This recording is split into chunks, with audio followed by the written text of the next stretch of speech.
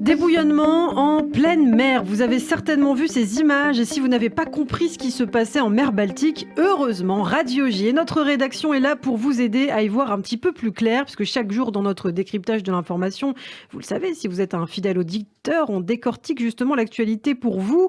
Ainsi, dans des circonstances troubles, les gazoducs Nord Stream 1 et 2 reliant la Russie à l'Allemagne ont été subitement touchés par des fuites en mer Baltique. Ça s'est passé en début de semaine, lundi 26 et mardi 27 septembre. Les autorités de différents pays concernés n'ont pas trouvé d'explication à ce stade, mais n'excluent pas l'hypothèse d'un sabotage.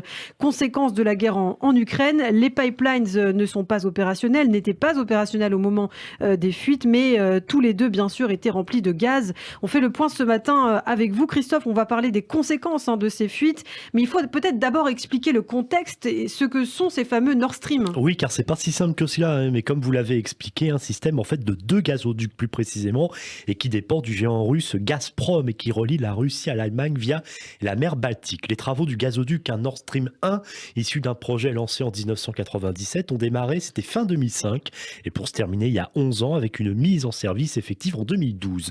De leur côté, les travaux du gazoduc Nord Stream 2, destinés à doubler la capacité de transport de gaz, ont commencé en avril 2018. Ils ont ensuite été interrompus en décembre 2019 du fait de l'opposition et des sanctions américaines déjà à l'époque contre la Russie.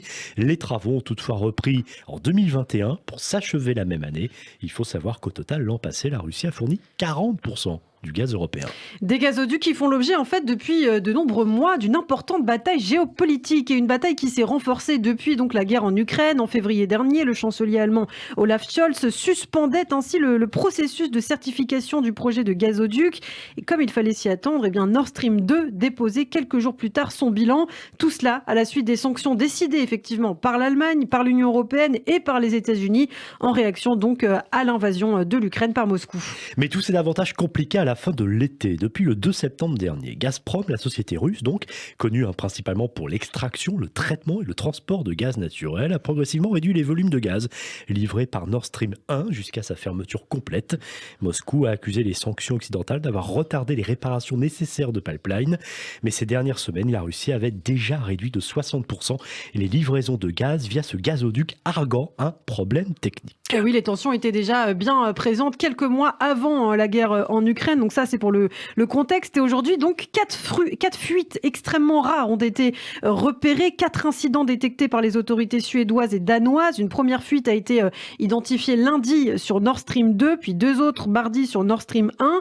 Et puis hier, ce jeudi 29 septembre, les gardes-côtes suédois ont déclaré avoir repéré une 4e fuite. Toutes sont localisées au large de l'île danoise de Bornholm, en mer Baltique. Et il faut préciser que les gazoducs, en raison, donc on l'a dit, du fait des conséquences de la guerre en Ukraine, étaient non opérationnels au moment des explosions, mais ils étaient tout de même remplis de gaz pour des raisons techniques. Les dommages subis par les gazoducs Nord Stream 1 et 2 dans les eaux internationales de la mer Baltique sont particulièrement préoccupants.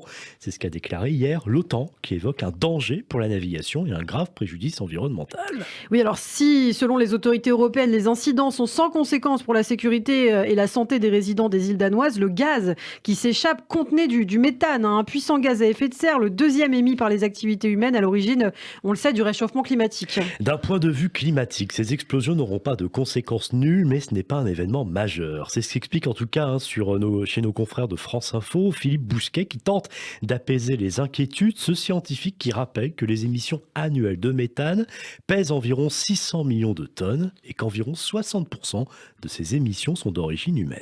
Quoi qu'il en soit, aujourd'hui, tous les regards sont tournés vers les potentiels responsables, les États-Unis, la Russie, objet de tous les soupçons. La Russie, notamment, a contre-attaqué mercredi, pointant du doigt Washington et obtenant une réunion du Conseil de sécurité de l'ONU qui devrait se tenir en principe dans quelques jours. De son côté, la Maison-Blanche a, elle, dénoncé en retour une nouvelle opération de désinformation. Alors que les uns et les autres s'accusent mutuellement, des mesures concrètes vont en tout cas devoir être instaurées pour augmenter la sécurité des usines et des installations du gazoduc par les entreprises du secteur. La sûreté suédoise a, elle, annoncé mercredi prendre la tête d'une enquête pour sabotage aggravé, comme l'a clairement évoqué évoqué aussi Ursula von der Leyen, la présidente de la Commission européenne. Alors justement, pourquoi l'hypothèse du sabotage est-elle privilégiée ? Eh bien, les experts l'expliquent, tout simplement. L'opération d'explosion nécessite d'intervenir par 70 mètres de fond. C'est donc du lourd, du très lourd, Christophe. Abîmer 2 gazoducs au fond de la mer, c'est un événement important, donc un acteur étatique est fortement probable.